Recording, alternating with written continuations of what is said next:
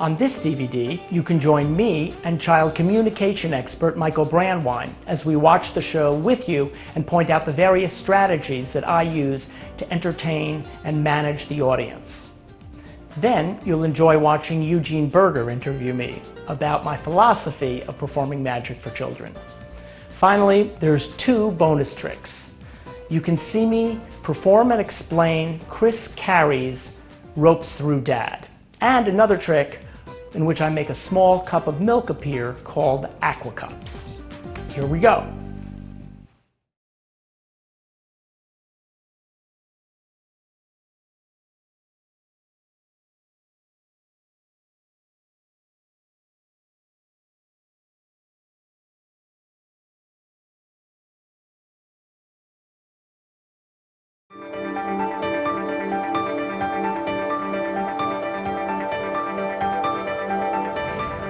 Hi, welcome to the commentary portion of The Art of Presenting Magic to Children. By now you should have watched the performance section of the DVD. If you haven't, consider watching that before you watch this discussion. In this section, we're going to identify some of the successful audience management strategies that I've used to accomplish 5 important goals that any performer who is working for children or families will want to achieve.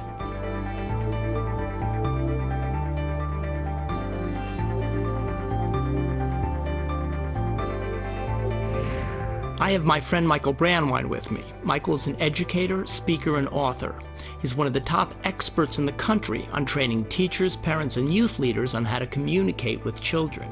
And he does training sessions for many national organizations that serve young people. He's also an accomplished magician, and he knows the world of magic very well. So I can think of no one better and more qualified to join me today in looking over the video. Thank you, Danny. I have made a list of lots of questions, and I'm ready to go. You ready? Great. Excellent. Let's go to the video.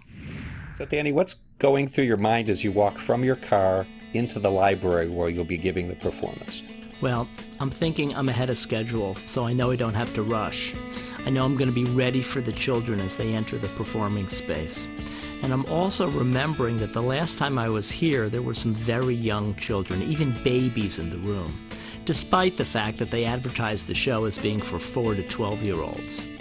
But this is a great library with an experienced youth librarian, so I'm looking forward to the 2 shows. So as we speed through, watching you set up your props, you mentioned 5 goals a moment ago. How do you go about achieving those goals? Well, I use audience management strategies, and that's what this DVD is all about. Okay, so we're going to get a chance to see some examples of your audience management strategies in action, watching the show with everyone here. I noticed that when you start, you're not waiting to make some entrance like you would in an adult show or wait to be introduced. You're right up there in front of the children in the front of the room. Good. You're sitting flat. Are you sitting flat with your legs crossed? Great. Everybody's here. Oh, look, more people. Come on in. We're almost ready to start. You can sit right there. Good. Have a seat. Most shows for families and children these days are performed in informal settings like living rooms, gymnasiums, community centers. For my style of performing, it would be kind of putting a square peg in a round hole to not be there as the children arrive. Right. Plus, there's some additional advantages. What would those be? Well, the very young children in the audience actually get to see who I am, that I'm friendly, fun, and maybe even funny. Any anxiety that they may have immediately disappears. And if I sense some fear in a child, I have a chance to deal with it before the show even starts. So what you're talking about here is developing a relationship with the children, and you're doing that even before your performance begins. Right, exactly. You know, I become my own warm-up act. So taking a look at your warm-up act here, what's going on now? What are you trying to accomplish? Okay, I'm getting the children involved verbally, letting them know some acceptable and appropriate responses for them to make during the show. You're going to go, ooh, let's practice doing that. Ooh. Other times you're going to be amazed and you're going to go, ah, ah. Some things are going to be very funny, and when that happens, you're going to laugh and it'll sound like this. Sometimes things are just going to be a little bit funny, so you're going to smile and give a little chuckle, and that'll sound like this.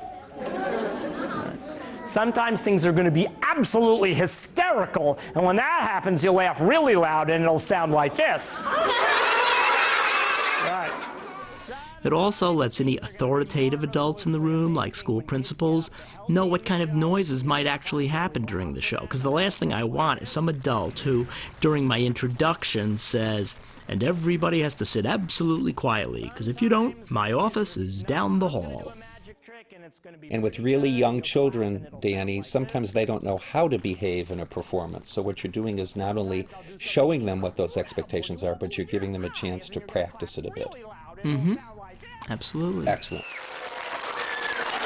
Everybody to get here and get settled, we're going to warm up with the special magician's exercise. So now, is this interaction that we're seeing here, is this more of the same? Well, yes and no. It's certainly part of the show before the show. But the first warm-up, remember I said it was verbal. Right. This interactive is more physical. Do exactly what I do. Here we go. What's striking to me about this is that you're not saying a single word. This is a warm-up, and it's done in complete silence. I always use this with large groups that take more than 5 minutes to enter the room, especially in schools, where, they always send in the youngest children first to sit in the front, Right. and they're the ones that have the most trouble waiting Right. patiently. So this keeps them very engaged, and it does so silently.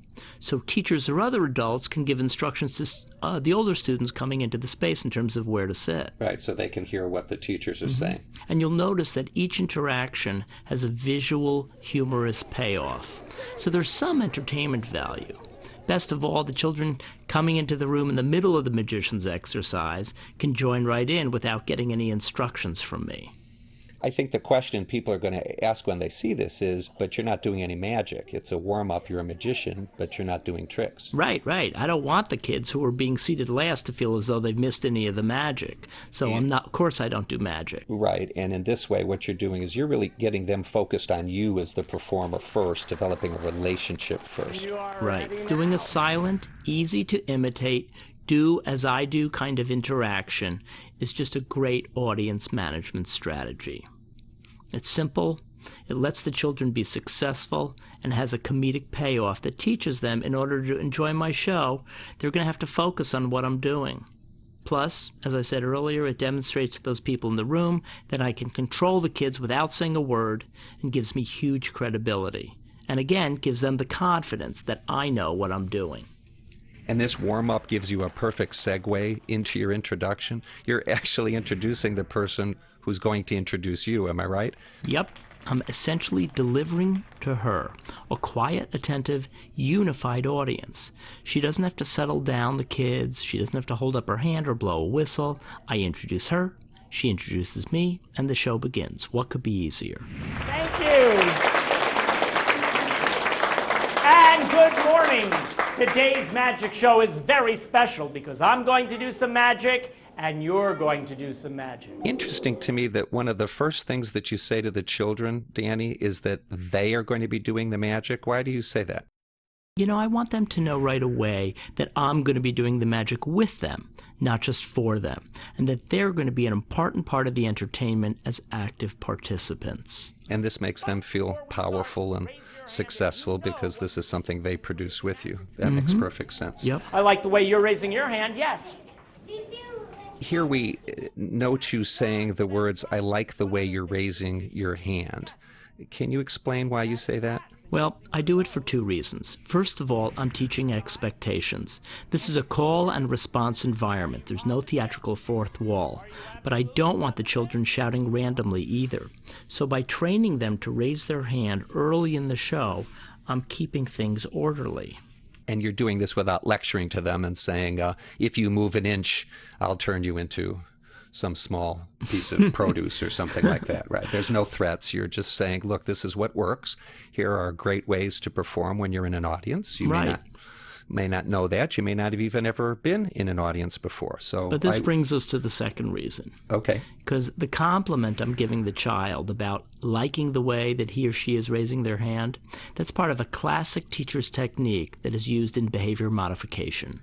Behavior modification, but you're not talking about electric shocks here, correct? No, that's not necessary because I'm using positive reinforcement. Can you define how that would be used by someone giving a performance for children? Well, in the field of behaviorism, positive reinforcement actually occurs when a reward, which is sometimes called a reinforcer, is given for a specific desired behavior. Other behaviors, even those that are negative, are simply ignored. So over time, the theory goes, this will lead to an increase in the desired behavior.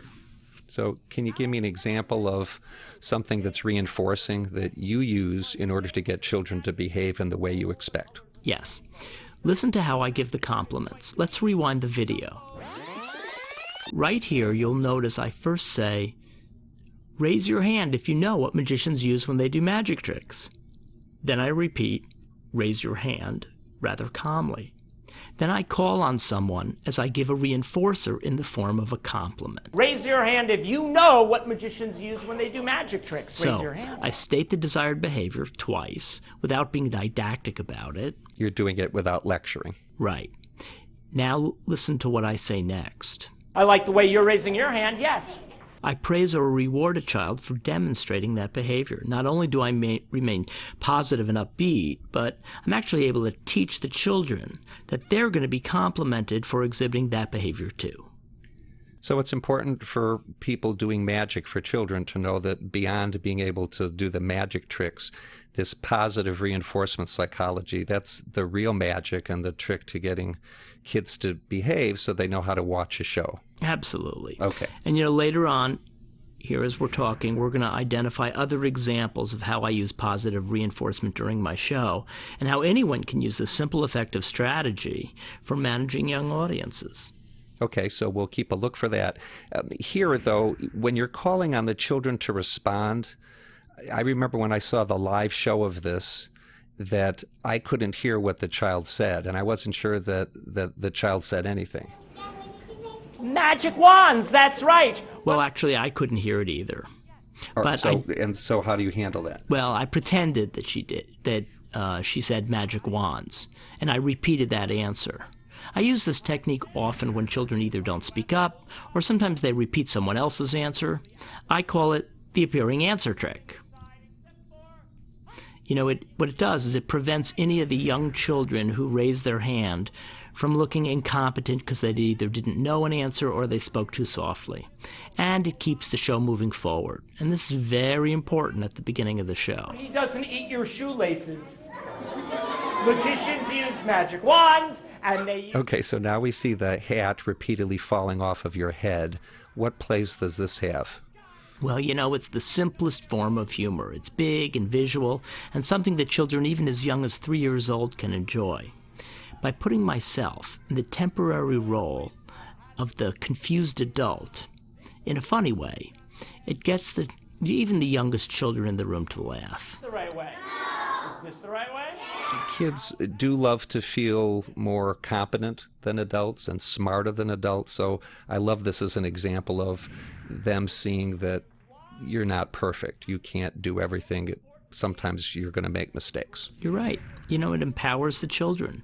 It puts them in the role of the advisor, consultant, and expert, and they get to tell me what I'm doing wrong. That's fun. Of course, in a moment, they're going to realize that the trick's on them as I do some hat manipulations and toss the hat onto my head. But it gets the show off to a great start. Now, where did the phrase, or I should say the magic words, jumbo jelly beans come from?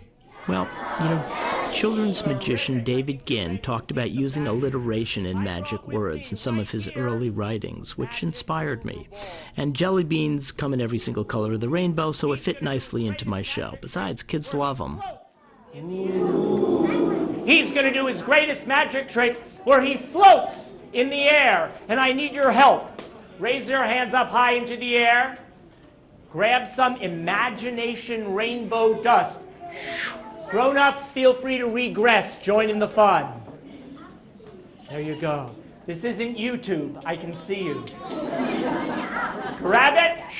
Looking now at your incredible approach to the zombie and turning it into children's entertainment, how would you describe the techniques that you use in doing this great trick?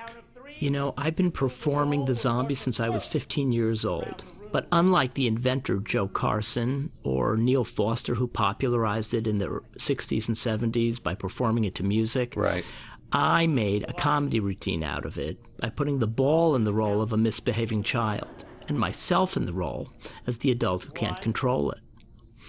What happens is, at first the ball disobeys me. The children see themselves in that role sometimes, and they immediately are able to grasp the humor.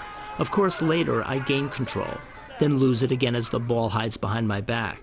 Finally, I gain control as I make the ball land back on its base.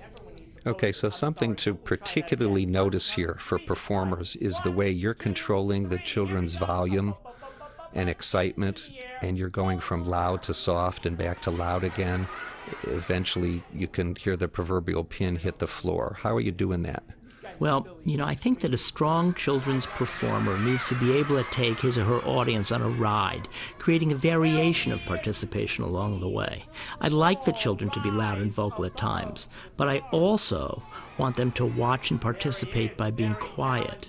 The secret is giving them nonverbal things to do, such as when I say, I'll give you a math problem. If you know the answer, don't tell me. Show me on your fingers. For the older kids, the problem is 11 minus 6. Show me on your fingers. For everybody else, the problem is 4 plus 1. Show me on your fingers. Good. If you don't know the answer, look at the person next to you like you do at school. Now look around the room. You'll notice some of the grown-ups don't know the answer. Hands down, back in your laps. If you were holding up 5 fingers, by the way, you were right. He's going to count to 5. You can count with him. Ready? Here we go. 1. Are you counting? 2, 3, 4, 5. Silver ball. You forgot 5. You forgot 5. Ow! You silly it. Where did he go? Did anybody see him? He should be here somewhere. I make a big deal of them being able to hear the ball land, like it's something really important. So I tell them, listen, and tell me if you hear the silver ball land. Then I whisper, listen, and then get even quieter. Listen. And if you listen carefully, if you use your sense of hearing, you might just hear the silver ball land. Listen. Listen.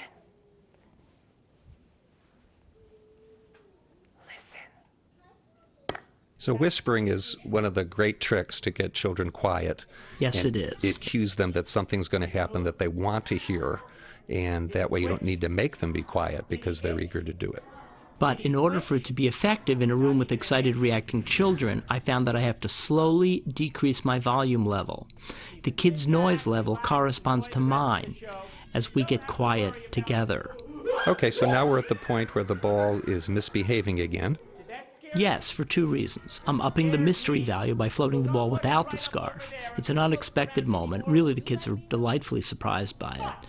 But most importantly, I'm using it to set up the fact that I don't really have control of this floating ball, and that they better keep their eye on it because it just might float again, or it might completely disappear. It's one of my audience management strategies that is an attention-getting device. If you want to keep children's attention, give them something to do.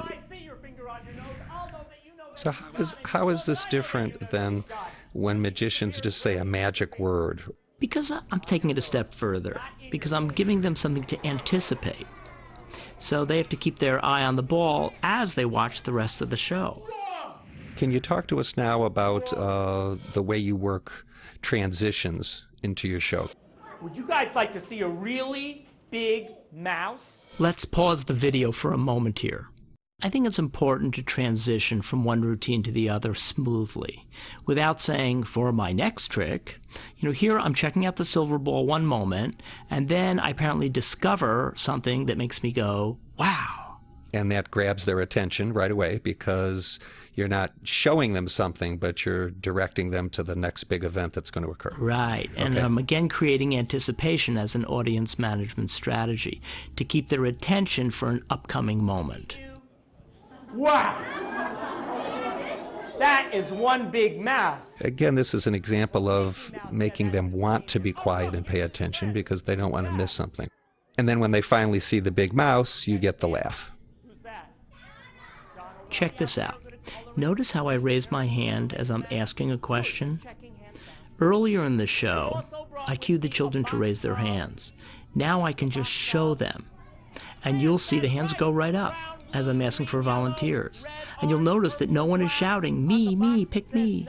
So this audience management strategy is about showing instead of telling. Right. Modeling desirable behavior. Show them what you want them to do, and they'll imitate that behavior. Politely raised, so I know right there in a blue shirt. Will you come up and help me? Let's stop the video and rewind. I also brought with me a box of. You're not asking them a question and then having them raise their hand and calling on them and giving the answer. You're using this delightful technique, the fill-in-the-blank approach. Can you explain that? I've set up a strong structure and defined what is acceptable regarding audience participation. Now, I break that rule, but just a tiny bit. And you'll notice that I had to ask twice because the children have learned not to shout out the answer. But I'm clearly asking them to complete my sentence. I do this because sometimes the kids shout out funny answers that actually add to the apparent improvisational nature of the show. So, like what, for example? Well, I say box of, and sometimes the kid shouts out cookies. Tell me your first name. Now, I want to hear about how you use your approach of positive expectations when it comes to selecting participants. Something all performers want to know is what's the best way to get kids up on stage with you? Well, I use a slightly different form of positive reinforcement that I had mentioned earlier. Let's rewind and check out this part in the video. I state the reward, which is getting to help the magician, and then I immediately state the desirable behavior that they have to display in order to get selected. I say it nicely, but in a matter-of-fact style, really setting the expectations. I do this by giving the children 3 distinct behaviors that are easy for them to do. Sitting down, sitting quietly, with one hand raised. And you can hear me do this on the video. I need 2 children to help. I always select children sitting down, sitting quietly, with one hand politely raised, so I know they really want to help. And then, of course, I follow through, picking children who have exhibited those behaviors. And I need a young lady, girl person helper in the yellow shirt. Would you come help me? Good. Give them both a big round of applause. Yay! Young man, you can stand over there on the yellows. Young lady, you can stand over here on the yellow squares. Then I'll know exactly where you are. Now tell us about the yellow squares, please, that are on the floor. This is another audience management strategy, providing structure for onstage volunteers so they won't wander around. It's simple. I have 2 pieces of yellow tape, 1 position for each foot for each child, and I position them about 8 inches apart from each other. You'll see how effective this is in keeping the children in their place. If they move off the mark, and they do, they usually can correct themselves. If they don't, I can usually get them back on their mark with just a simple question rather than a demand. We'll see some examples of this shortly, one of which becomes incredibly entertaining. Tell me your first name. Suhani. Good to meet you. Thanks for coming to... What methods do you have to help all of us remember the names of the people who you have up there with you? I use a memory technique. As they say their name, I pay special attention to the first letter of each. And I make a word with those 2 letters. So these children had names I'd never heard before, so I really had to pay attention. S for Suhani, and G for gauge. In my mind, I thought of the word gas, which has both a G and an S in it, and I imagined a gas pump. Both hands. Putting one hand on top of the book like Suhani, are you good at So coloring? you'll also hear me say the names aloud several times, which is a technique to just cement those names into my memory. Each of my helpers is a very important job. Suhani's job will be to hold on to the coloring book. When you hold the coloring book, Suhani, you'll hold it with both hands. Putting one hand on top of the book like this, and the other hand on top of the book like this. That way both hands will be on top of the book. Perfect. Your job, Gage, is equally important, but you only need one hand. Here I'm using a technique that you wrote about in one of your books. You called it hydraulics. In this case, taking some special moments to move down, bend your knees, and get right in front of their face. Right. I think that stooping down to a child's eye level adds a certain warmth and sincerity to the interaction. You know, it's perceived this way by the audience, and I think it's appreciated by the child. I also think that it helps me capture his attention so he can easily answer my questions and be less distracted by the fact that there's like this whole audience watching him. Perfect. And you can put your left hand down, because we only need one hand. This is a moment where many performers might have made a joke at the expense of the child. This is the other right hand kind of thing. You know, there's a time when even I did that joke. But then I saw another performer do it, and I realized it's almost cruel. I mean, come on. The kid's 5 years old. Right. He's taken a cue from me by mirroring my action when I raised my hand. It's your fault. People may laugh at the wordplay, the other right hand, but, you know, I've evolved from that hackneyed joke. The truth is, I think young children feel laughed at when we do it. That was blue. You have to use your imagination. I think that all of us can pay particular attention to being sure that we're not putting down the gracious people who come up and help us with our show. What we want to do is give them some success and make them feel like they are valued parts of the performance. And it's much classier to turn this interaction into a teaching moment, as you can see me do here as I help the child differentiate left from right. And in the long run, I think it's appreciated by the parents as well as the children. Let's stop the video and rewind. You'll use your opposing thumb. I'm waiting for the kid to open up the box of crayons or to flip open the book themselves and see the secret parts. Does that happen, or how do you prevent that? That's why I give the kids very distinct instructions on how to hold the props. And although it works 99% of the time, it doesn't always work. What are you telling them to minimize the risk? Well, I tell the girl to hold the book with both hands specifically positioned so she can't open the book without letting go. And it's a really big book. The boy is holding the box high, so his other hand can't open it. If he lowers his hand, I'm right on it with a gentle reminder. Hold it up a little higher, Gage. Did you see that? Did you feel the crayons leave the box? And then I notice here that you show the box empty to the boy first, and then you show it to the audience. Why do you do that?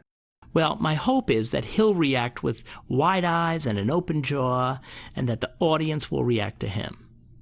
Then, when I show them the empty box, I'll get an even bigger reaction.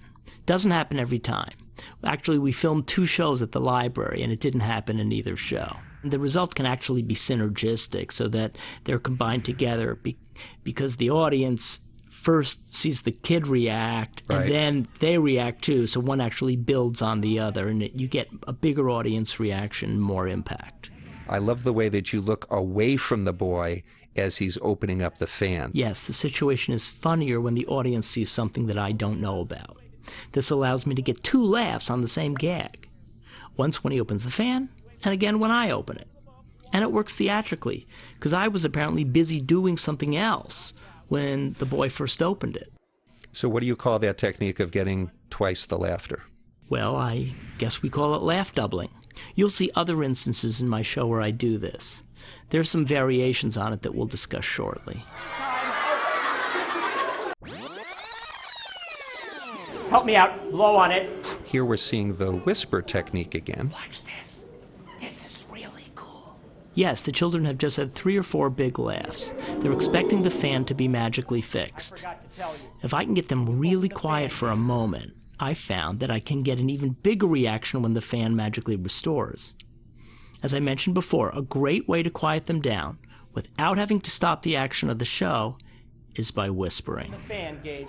You have to open it slow. Now I'm using hydraulics again to relate to the boy. It breaks. So open it slowly. Get it? And then wave it 3 times over the book. 1, 2, whoops! Slow. This is followed by another laugh doubler as I look away when he opens it. No, Gage, you just have to open it. Now here, you are the victim of the fan breaking. When Yes. the props break up, you're taking the fall. Right. I usually do this. It shows the boy that stuff goes wrong, even for adults. And it gets an even bigger reaction, as you can see. So, take the blame when the props break. Giant red crayon. Whoa. Take the big crayon, touch it to the book, hold on. Boop, right there on the Mickey's nose. It'll all be fixed by magic. Take it, make sure you touch it. Boop, right there to Mickey's nose. Hold it up really high. Touch it right over there. Boop.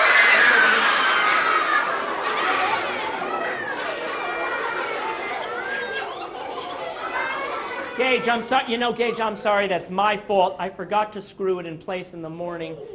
There we go. 1, 2. Now it'll work perfectly.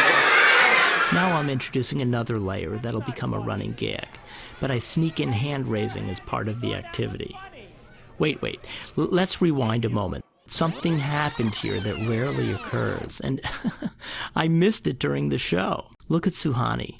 She changed her grip on the book, and she's now holding it by the sides instead of by the top, and it's easier for her to take a peek.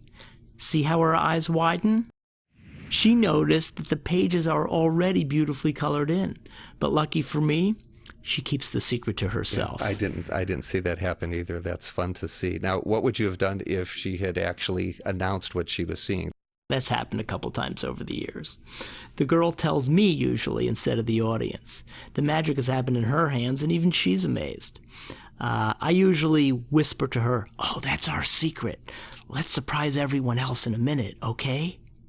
So in this case, you're using whispering to prevent a child from revealing the secret of the trick. It's like Right. a secret cueing. Yeah, and the thing about telling secrets and whispering is it's a bonding thing, and it really helps get cooperation from a volunteer. Well, it shows that you trust them, right? They're helping. To the book, hold on. Now, again, you're using your laugh doubling technique with the breakaway crayon. Yes, but I use the classic double take this time, reacting bigger when I see that it broke.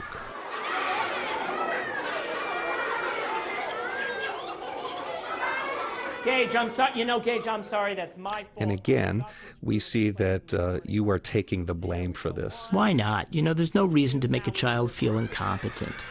I can get the same laugh, but keep the child in the role of the hero. Now, watch Suhani in slow motion. Notice how she is enjoying the show, but then realize that she had stepped off the yellow squares. She looks down and, twice, she adjusts her feet.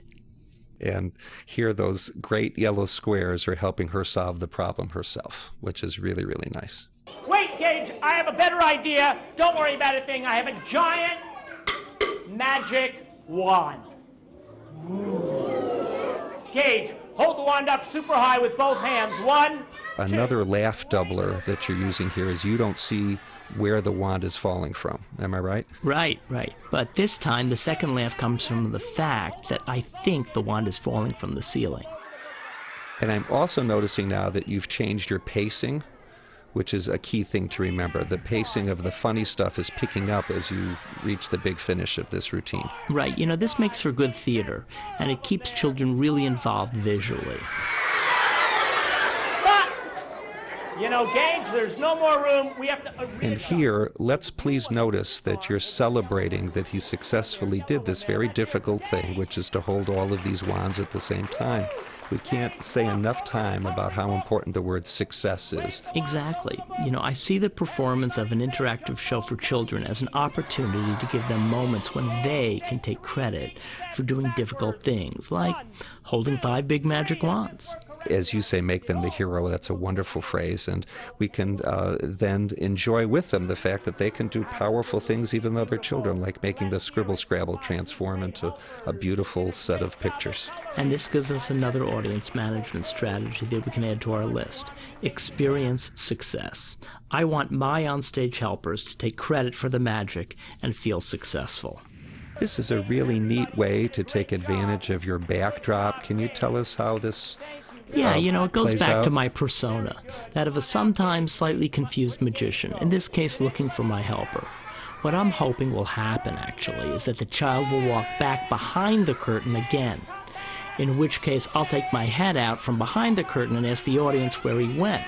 And we're going to kind of end up playing this improvisational, accidental game of hide and seek. Right. Either way, whatever happens, it's a great way to put a bit of unexpected excitement and a little bit of silliness at the end of the routine.